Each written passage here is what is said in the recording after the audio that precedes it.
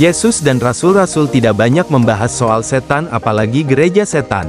Adapun soal sihir, tenung dan sejenisnya, kita sudah pernah membahas semua itu tipuan. Kenapa? Karena memang tidak penting. Dalam khotbah akhir zaman, Yesus juga tidak sepil ada gereja setan yang perlu diresahkan.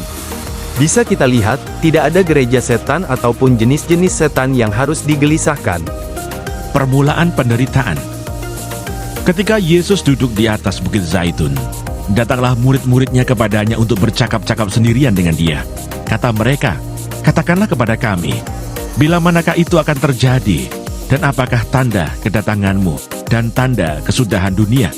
Jawab Yesus kepada mereka, "Waspadalah, supaya jangan ada orang yang menyesatkan kamu.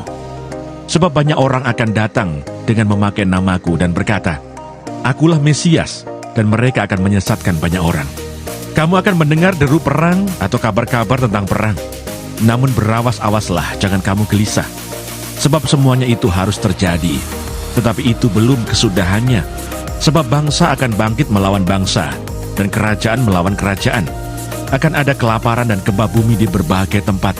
Akan tetapi semuanya itu barulah permulaan penderitaan menjelang zaman baru. Pada waktu itu kamu akan diserahkan supaya disiksa, dan kamu akan dibunuh, dan akan dibenci semua bangsa oleh karena namaku. Dan banyak orang akan murtad, dan mereka akan saling menyerahkan dan saling membenci. Banyak nabi palsu akan muncul dan menyesatkan banyak orang.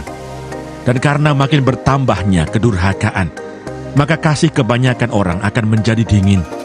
Tetapi orang yang bertahan sampai pada kesudahannya akan selamat.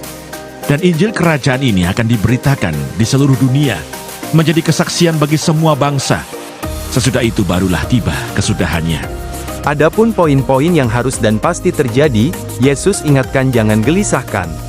Lalu kenapa gereja sekarang senang membahas gereja setan dan glorifikasi kuasa setan? Itu semua karena tipu daya iblis. Ya, tipu daya iblis yang sudah kalah oleh kematian Yesus, tapi masih menipu manusia yang tidak memahami dengan benar sehingga percaya iblis masih punya kuasa. Padahal iblis hanya sisa tipu-tipu. Stop dibohongi orang-orang yang dipakai iblis untuk promosi dan glorifikasi iblis. Stop anggap itu penting untuk gereja Tuhan. Sedang kita sudah mendekati akhir zaman, di mana banyak poin penting yang seharusnya kita semakin dikuatkan menuju segalanya. Buang yang tidak penting dan fokus ke pekerjaan Allah bukan pekerjaan iblis. Jangan lupa follow dan subscribe agar kamu tidak ketinggalan. Share jika menurutmu konten ini memberkati dan bermanfaat. Terima kasih.